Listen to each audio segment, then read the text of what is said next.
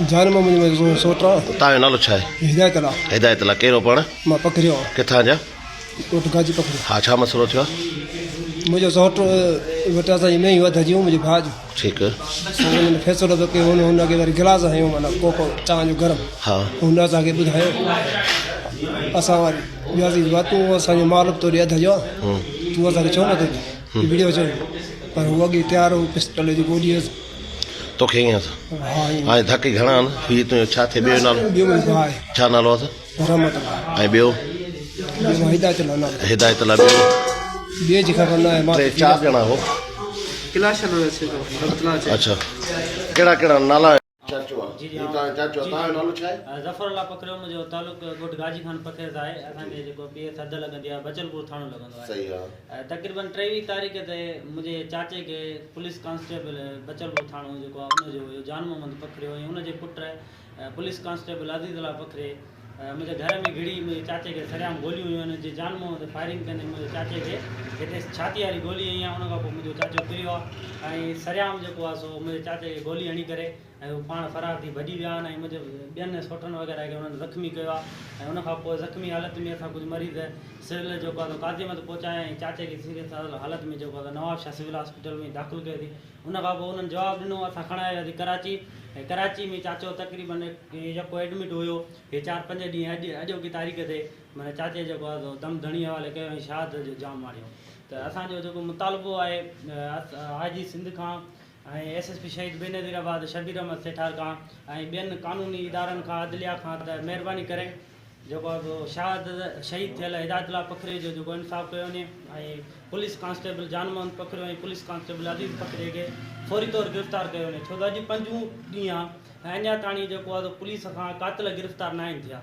छो कातिल छो गिरफ़्तार न आहिनि थिया हिकिड़ो सुवालु आहे वॾो, छा पुलिस उन्हनि जी साथारी आहे या पुलिस पंहिंजी यारी पी निभाए या पुलिस ॾोहारियुनि सां गॾु आहे? मतिलबु का न का पुलिस मुलविस आहे तॾहिं त ॾोहारी एतिरा ॾाढा आहिनि जो असांखां जेको आहे माना मतिलबु पुलिस ॿधी नथी सघे। त फौरी तौर ते असांजो जेको मुतालबो आहे मेन मुतालबो आहे त पहिरियां जवाबदार गिरफ़्तार कयो, जवाबदारनि खे लाकअप आणियो त अॻिते प्रोसेस वरी असां अदलिया जे थ्रू हैंडल न ही जेको जे रात जहिड़ो थियो उन रात गिरफ़्तार थियो उन राति सिर्फ़ु हिकिड़ी गिरफ़्तारी थी हुई।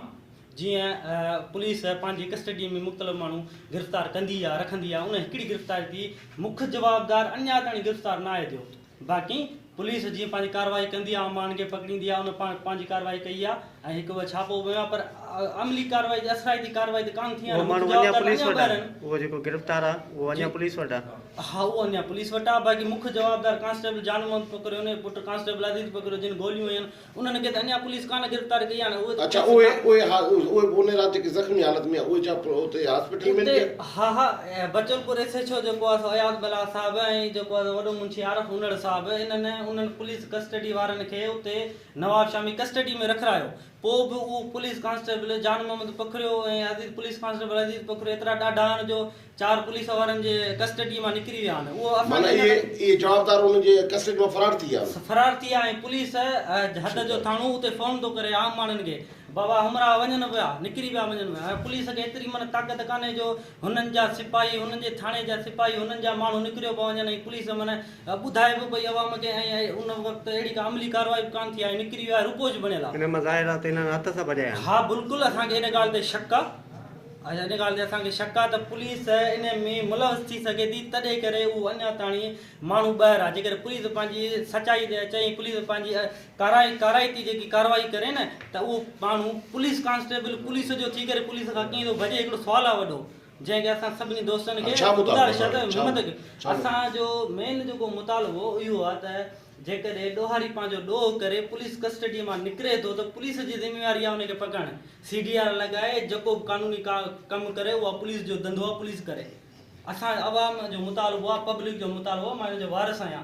असांजो मुतालबो इहो आहे त जल्दी करे कस्टडी में आंदो वञे। असांजी पंहिंजी जान खे ख़तरो आहे, ठीकु आहे। असांजी जान खे जेकर चओ था त अवामी हिकिड़ो असांजी जान सां गॾोगॾु अवामी खूनखारी बि थी सघे थी ऐं अमन जेको आहे उनजी सूरत हाल बि ख़राबु थी सघे थी। को मामिलो थी सघे त उनजो सॼो ज़िम्मेवार पुलिस हूंदी, हाणे असीं न हूंदासीं। कराया विया आहिनि। उन खां पोइ वॾे मुंशी असांखे घटि वधि ॻाल्हायो आहे, उन सां असां ॻाल्हियूं बि कयूं, हुन फ़ोन कई आहे, तॾहिं बि असांखे हुन रिस्पॉन्स कोन ॾिनो आहे। छा केतिरी ताईं तव्हां कार्रवाई कई आहे, केतिरा माण्हू गिरफ़्तार कया आहिनि, छा ही जेकी ॻाल्हियूं पिया कनि जे पुलिस कस्टडी में माण्हू फरार थिया आहिनि, हिन में केतिरी सदाकत आहे? सर हिन में अहिड़ी का सदाकत आहे कोन। बाक़ी जेको असांजी पुलिस जेको आहे सो पाण जेको आहे सो ख़ुदि हिन में जेको आहे सो कोशिशि लॻी पई आहे त इनशा ताला जल्द खां जल्द जवाबदार गिरफ़्तार कंदासीं जेके FIR में आहिनि, नॉमिनेट आहिनि।